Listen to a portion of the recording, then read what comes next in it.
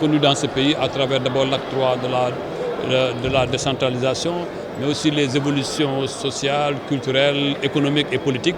Notre code n'a pas été contextualisé. Et aujourd'hui, le président de la République nous avait donné l'instruction depuis novembre 2020 de réformer ces codes et de les adapter à nos nouvelles réalités, mais aussi à notre cadre normatif.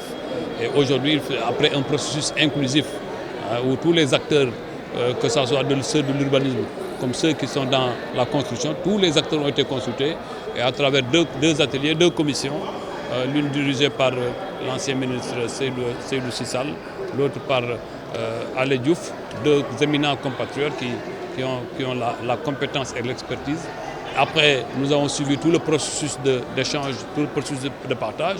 Et même la Cour suprême a été saisie pour avis. Et après seulement, nous avons soumis le code sur instruction du président de la République à l'adoption du Conseil des ministres, ce qui a été fait.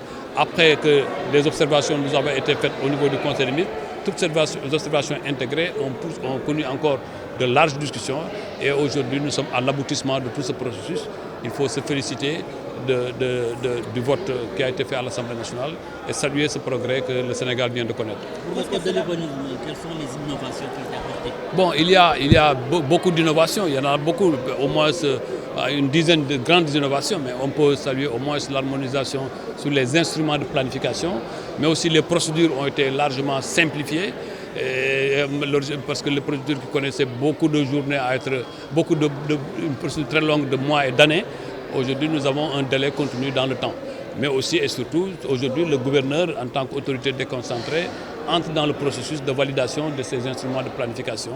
Mais aussi nous avons changé même le contenu des instruments de planification. On ne parlera plus de PDU par exemple, on ne parlera plus de PUD, mais tous ces trucs ont été mis ensemble et on aura un schéma d'aménager.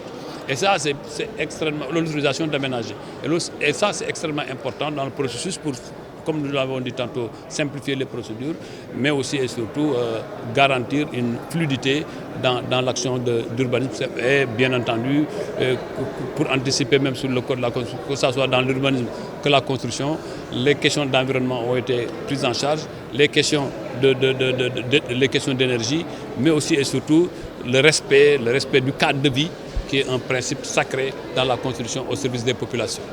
Alors, par rapport au code de construction, est-ce que ça prend en compte la qualité des bâtiments? Oui, dans l'exposé des motifs, il a été clairement dit que le constat sur les effondrements de bâtiments doit aujourd'hui nous amener à renforcer le dispositif textuel que nous avons. Et c'est aujourd'hui non seulement dans les moyens de contrôle, ont été plus approfondis, mais aussi des sanctions pénales ont été prises à l'endroit de ceux qui ont été en désaccord avec la loi. Mais dans tous les cas, et c'est le plus important, l'Assemblée s'est encore accompagnée, au-delà du vote, à nous accompagner dans la sensibilisation avec tous les acteurs pour que les codes qui ont été votés cet après-midi, puissent être partagés le plus largement possible. Et dans la seconde phase, après la promulgation de la loi, les décrets d'application, mais aussi les autres textes d'application, feront l'objet de concertation pour que l'application en soit effective et appréciable.